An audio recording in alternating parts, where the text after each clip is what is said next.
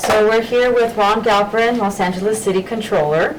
So I'm just going to jump right to it. Please. Of course. So as Los Angeles City Controller, how much influence do you have over the policies regarding the homeless situation in Los Angeles?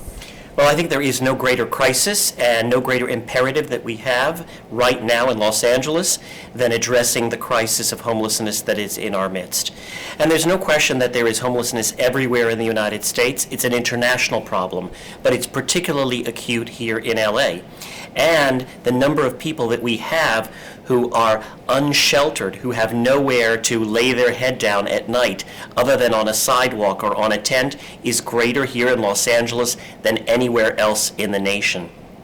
And it's a disgrace. And we have to do, as a city, much more, and not just do more, but do it smarter, do it more thoughtfully, use the money that we have wisely so that we can help the most people.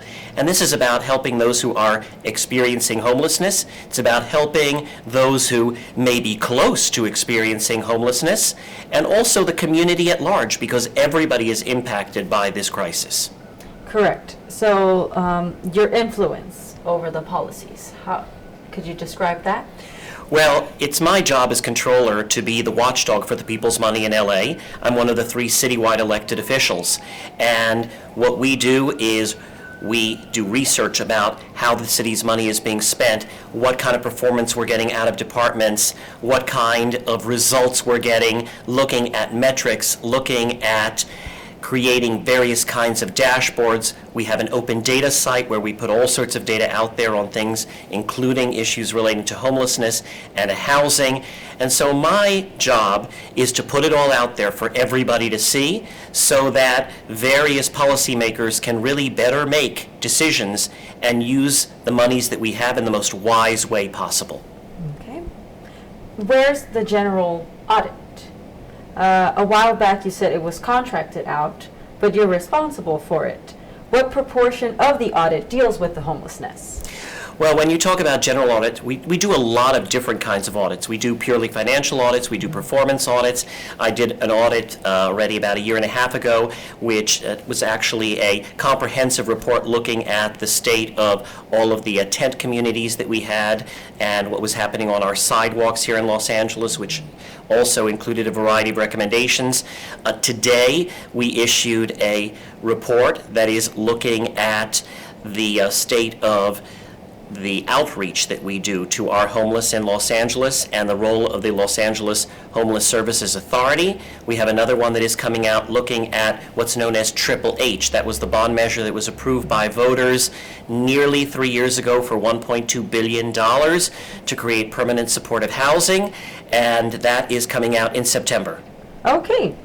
You actually helped me lead right to the next question. Sure. Can you speak about the funds from Proposition Triple H and Measure H? What is the current status of these funds? Where are they going, and what is proposed? So the Measure H was a countywide measure, and that was for a variety of different services. The Triple H was a city bond measure, again for $1.2 billion. That was more for the bricks and mortar, as you would call it. I have been very vocal and, quite frankly, very disappointed about the progress that has not been made when it comes to Triple H. The promise was that there were going to be 10,000 units that were created of mostly permanent supportive housing and largely for those who are experiencing homelessness. Now, nobody expected that those units would be done in one day, but it's now almost 3 years. We have yet to see one of those units completed. Now, there will be some that are completed by the end of the year. There are a couple of hundred that are online soon, but it is a very slow process, taking 3+ years. It's a very expensive process, with these units often for efficiency units costing anywhere between $525,000 to up to $700,000.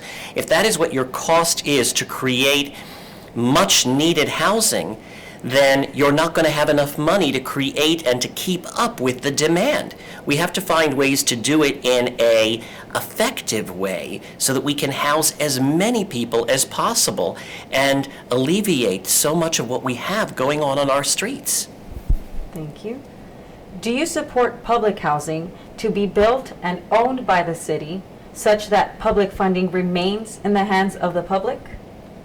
One of the things that I focused on, and that has been a big priority for me, is looking at real estate that is owned by the City of Los Angeles. And I was shocked when I first came into office that the city didn't actually even have a list of all the properties that it owned. And so what I set out to do was to create the first ever list and map of every single city property. And we are the largest owner of real estate in Los Angeles.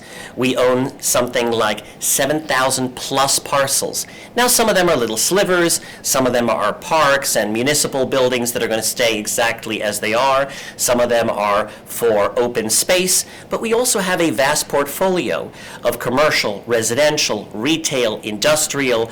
We have parking lots, and it has been a big priority for me to look and to identify properties that would be appropriate for either the city to develop or to do as a public-private partnership or to do it with nonprofits. There's not one way to do it. We have to look at all the ways in which you can do it. And let's be honest, the crisis that we have of affordable housing in Los Angeles and its more extreme manifestation, which is the crisis that we have of homelessness, is not an accident. It's no surprise that we got here. It's totally to be expected, I hate to say. If you make it really expensive to build, if you make it very time-consuming, if you do not keep up with demand, then you're going to have an undersupply. And that's exactly what we have right now. And so what we have to do is create a lot more housing of all types. Affordable housing, workforce housing, all sorts of opportunities, and different housing models. Looking at row housing, looking at micro-housing models, shared housing models, you name it. But we gotta get it done. What is keeping the city from creating public housing? Well, when you say what is keeping the city from creating public housing, I think part of it is what is keeping the city from seeing housing created, period. The private sector is the one that creates most of the housing, as we know. But we have many, many rules that we have set up, often with some of the best of intentions. And you want to have a lot of controls. But it's also a system that has made it very expensive. And then what do we end up with? We end up with pretty much all luxury units being built. And then we have this undersupply of housing for everybody else.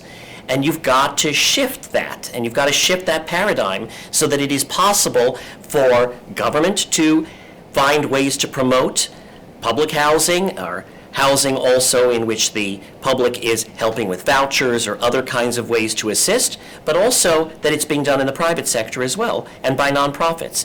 We need all of it. Right. So you were talking about rules that are well-intentioned. What rules are you referring to? Well, we have many different rules in the city of Los Angeles that control how things get built and how much space you need in terms of setback, in terms of height, in terms of density, in terms of common areas, in terms of how things are landscaped, in terms of the materials that are used, in terms of the amount of parking that you have to provide, which is often very expensive to create parking within many buildings, especially if you go underground. So you add the cumulative impact of all these things and a variety of different fees that we have. Again, many that are well-intentioned and put to good use.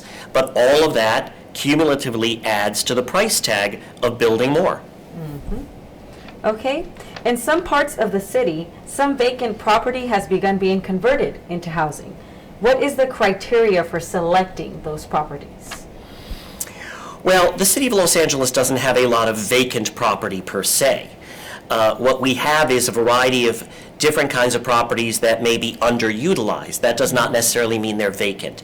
Take, for example, a couple of projects that were built on what used to be city parking lots. Now, those parking lots are very useful and very important to helping to support the small retailers that are on our retail corridors that may not have parking and otherwise can't really compete with, let's say, a mall that may have plentiful parking.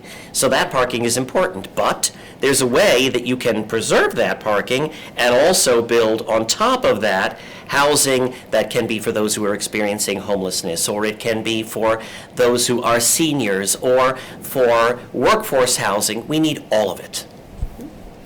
Since your posting of all the city's properties are so unwieldy, can you identify any particular property or properties that would be appropriate for rehabbing or for building new low and very low income housing? I think some of the first things that we ought to look at are parking lots that we own. And what we see in the private sector is that so many parking lots have turned into all sorts of different kind of buildings because they're not making any more land. And so how do you take what we have and actually maximize it? And the reason that I like looking, for example, particularly at parking lots is that you do have apartment buildings that maybe you could build a lot more, but in order to do that, you would also have to displace people who are currently in affordable housing, and that would create a whole bunch of different problems unto itself. And we want to find a way to create more affordable housing without displacing and destroying some of the affordable stock that we already have.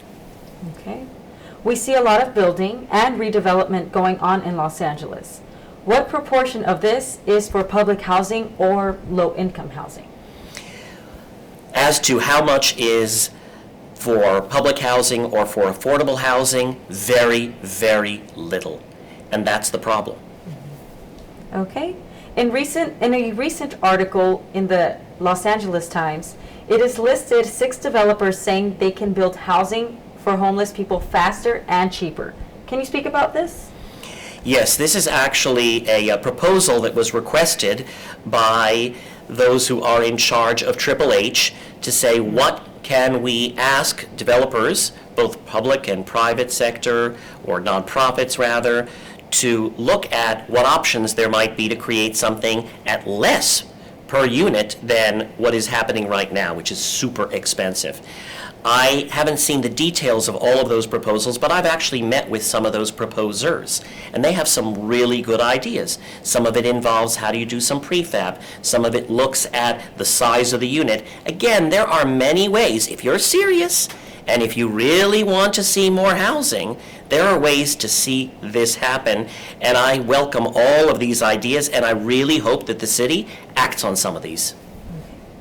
Can you comment on the article, quote, Southern California must plan for 1.3 million new homes in the next decade, comma, Newsom says, end quote.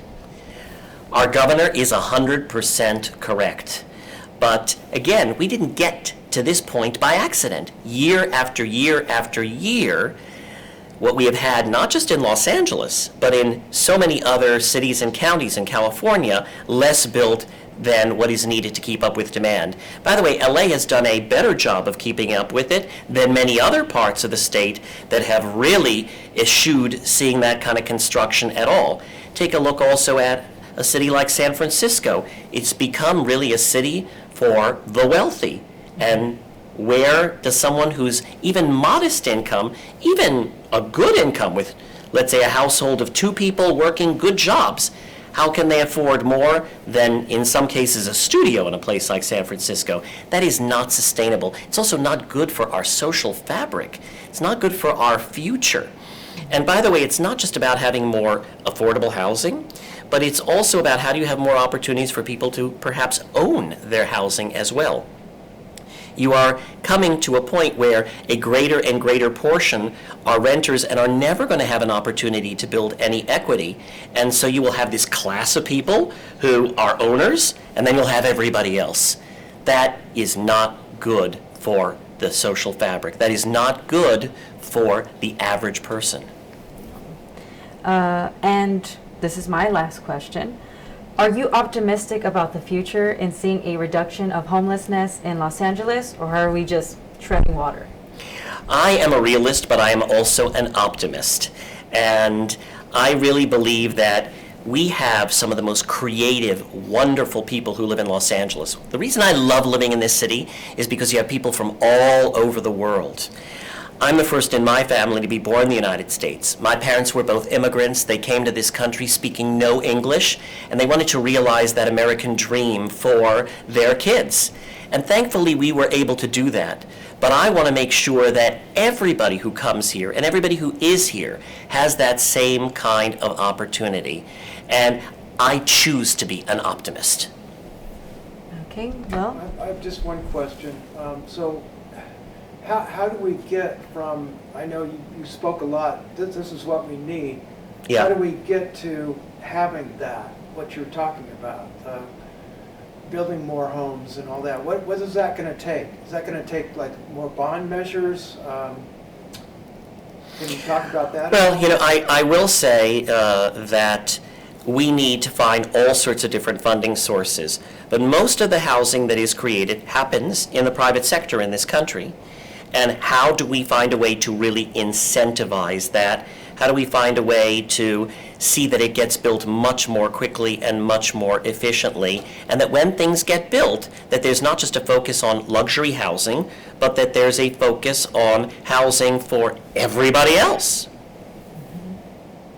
And you do that, by the way, you do that with density incentives. You can do that with tax incentives. You can do that with